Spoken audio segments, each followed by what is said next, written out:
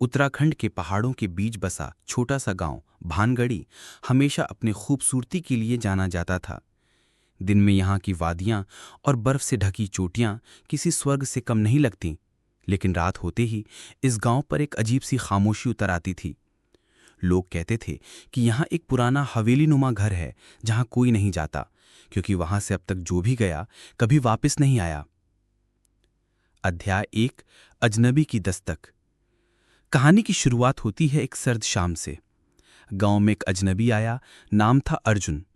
वो फोटोग्राफर था और गांव की प्राकृतिक सुंदरता को अपने कैमरे में कैद करने के लिए आया था। गांव के बुजुर्ग ने उसे ठहरने के लिए कहा, बेटा, यहाँ के बीचों बीच वाली पुरानी हवेली में मत जाना, वहां मौत रहती है। अर्जुन हंसते हुए बोला, बाबा, भूत प्रेत जैसी बातें अब कौन मानता है, मैं तो बस तस्वीरें खींचने आया हूं। लेकिन उसकी जिज्ञासा बढ़ गई। उसने तय कर लिया कि वो उसी हवेली में जाएगा। हवेली की पहली रात। हवेली जर्जर हो चुकी थी। टूटी खिड़कियां, जाले से ढकी दीवारें और हवा के साथ चीखते दरवाजों की आवाज, जैसे खुद हवेली सांस ले रही हो। अर्जुन ने अपना कैमरा सेट किया और इधर उधर तस्वीरें लेने लगा। तभी उसने सीढ़ियों के ऊपर एक सफेद साड़ी पहने औरत को देखा। उसका चेहरा ढका हुआ था, लेकिन उसके होठों से अजीब सी फुसफुसाहट आ रही थी। क्यों आए हो? अर्जुन ने सोचा कोई गांव वाली होगी, पर जब उसने कैमरा उठाया तो वो गायब थी। अध्याय 3 आवाजें और परछाइयां।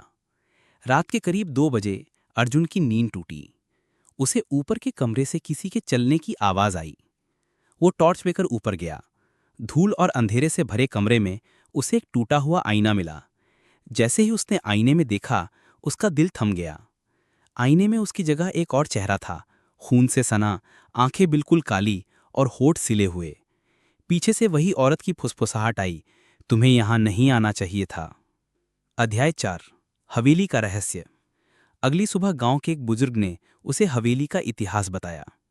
कई साल पहले इस हवेली में कमला नाम की एक औरत रहती थी।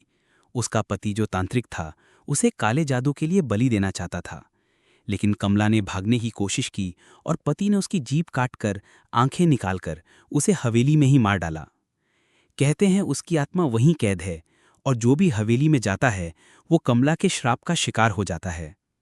अध्याय 5 आखिरी रात। अर्जुन ने हवेली छोड़ने का फैसला किया, लेकिन उसके कैमरे में रात की ली गई तस्वीरें देखकर उसका खून जम गया।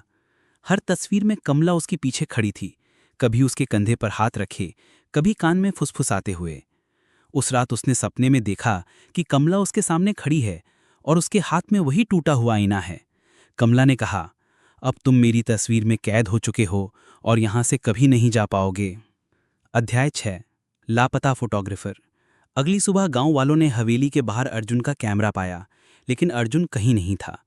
कैमरे की आखिरी तस्वीर में अर्जुन खड़ा था, लेकिन उसकी आंखें काली थीं और होठ सिले हुए थे, बिल्कुल कमला की तरह। आज भी जो भी उस हवेली में कैमरा लेकर जाता है, उसकी आखिरी तस्वीर में वही डरावना चेहरा दिखता है और फिर वो कभी वापस नहीं आता। दोस्तों, इस चैनल पर एक से बढ़कर एक हॉरर स्टोरी अपलोड किया जाता है, इसलिए हमारे चैनल को सब्सक्राइब करें ताकि अगला कहानी आप तक पहले पहुंचे।